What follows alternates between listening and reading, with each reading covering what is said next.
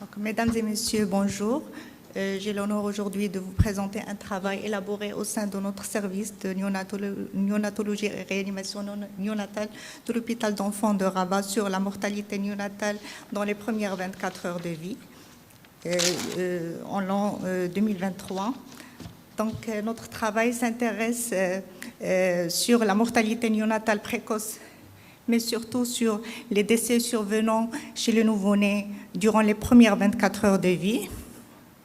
Le taux de mortalité néonatale est élevé en Afrique, dans les pays en voie de développement et partout dans le monde, et donc représente un problème majeur de santé publique. C'est un indicateur fiable et sensible de l'état de santé d'une communauté et reflète son niveau socio-économique. Donc, il a été largement utilisé pour identifier les besoins sanitaires et évaluer les prises en charge médicales. Et la réduction du taux de mortalité néonatale a toujours été une préoccupation de l'Organisation mondiale de la santé. Dans notre pays, le Maroc, donc le taux de mortalité néonatale précoce reste relativement élevé malgré les efforts déployés par le ministère de la Santé. L'objectif de notre travail, donc, c'est d'évaluer la prévalence de la mortalité néonatale durant les premières 24 heures de vie du nouveau-né, identifier les déterminants et reconnaître les facteurs d'évitabilité de ces décès, afin de formuler des recommandations en guise d'améliorer la prise en charge et la survie du nouveau-né, et surtout souligner l'importance de la mise en place d'un réseau de périnatalité dans l'amélioration du pronostic du nouveau-né en général et du grand prématuré en particulier.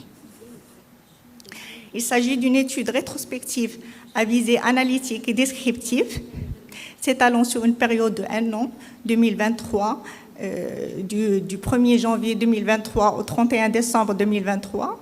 Donc, l'exploitation a été basée sur les dossiers des malades et des données du registre du service.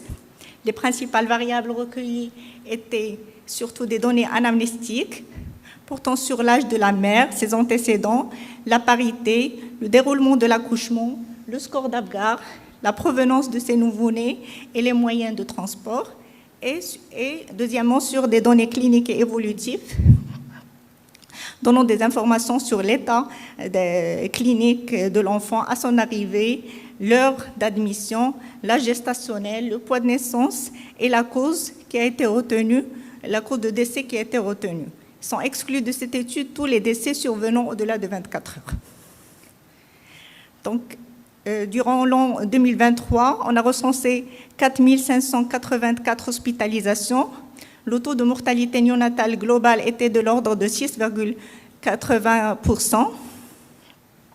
35 décès ont été enregistrés durant les premières 24 heures, soit 0,74%, et le taux de mortalité néonatale durant les premières 24 heures a représenté 11% de la mortalité néonatale globale. Il faut souligner que 93% de ces nouveau-nés sont outboard des autres structures sanitaires autres que la maternité suicide.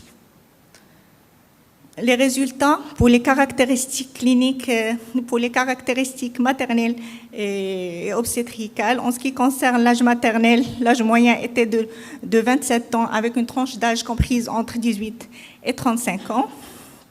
Pour les antécédents maternels, 4% des mamans avaient un antécédent d'avortement, 26% une infection maternelle. Le diabète gestationnel a été chez 3,8% et l'éclampsie dans 10%.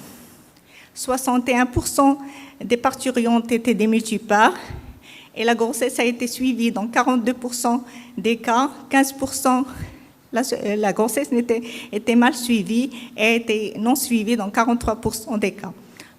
Seulement 41% des accouchements étaient médicalisés et la voix basse a été dans 50% des cas.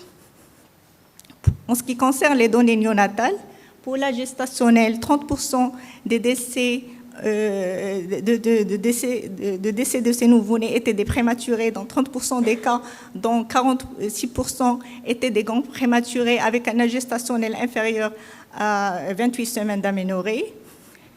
Le poids de naissance variait entre 800 grammes et 4400 grammes, avec un poids moyen de 2230. Et dans notre étude, 42% de ces décès étaient des faibles poids de naissance. L'APGAR n'était pas précis dans 50% des cas, et donc 15% des cas, donc l'APGAR était entre 1 et 3 à la première minute. Donc pour le taux de mortalité en fonction du poids, donc 46% étaient des faibles poids avec un poids de naissance inférieur à 2,5 kg, alors que 35% de ces nouveau-nés avaient un poids supérieur, étaient des macrosomes avec un poids supérieur à 4000, et le reste, donc 19%, avaient un poids entre 2000 et 4000. Le transfert extramuros de ces nouveau-nés était assuré par ambulance dans seulement 50% des cas. Le reste, c'est soit par des voitures ou de transport public. L'âge moyen d'admission était entre H2 et H6 de vie et le sexe ratio était de 5/6 avec une prédominance féminine et l'âge moyen de décès était 12 heures de vie. Donc l'état clinique d'admission de ces nouveau-nés, donc 15% étaient admis en hypothermie majeure, hypoglycémie dans 18%, détresse respiratoire dans 80%, épuisement et détresse neurologique donc 9% et une instabilité hémodynamique dans 62%. Donc les principales causes de décès dans notre étude, donc la prématurité et les faibles poids. Donc la première cause c'est la prématurité et les faibles poids, suivie de l'asphyxie périnatale et le sepsis néonatal bactérien précoce. Donc 42% des décès concernent des prématurés et des faibles poids admis en hypothermie, instabilité hémodynamique. Et les principaux facteurs aggravants de la mortalité de ces nouveau-nés. Il vous reste 2 minutes pour avancer rapidement. Les principaux étaient le mode de transfert extramuros, les conditions de transport, leur provenance et âge d'admission. Ceci permet d'instaurer des mesures préventives sur la mise en place d'un réseau de périnatalité, renforcer la chaîne de communication pour réguler les transferts extramuros et assurer un transfert médicalisé de qualité. Ceci concorde avec les données de la littérature sur les risques majeurs liés au mode de transfert extramuros des nouveau-nés, à savoir l'hypothermie et l'hypoglycémie, sur l'aggravation de l'état de santé des nouveau-nés et leur devenir immédiat. Donc certes, en conclusion, certes, des progrès importants ont été enregistrés au cours des 2 dernières années, mais le niveau de cette mortalité reste élevé. Les principales causes de décès dans notre étude étaient la prématurité, l'asphyxie périnatale et l'infection. Ils peuvent être évités par une meilleure gestion organisationnelle et structurelle, et des actions prioritaires et urgentes sont nécessaires pour l'amélioration de la prise en charge de ces nouveau-nés. Je vous remercie.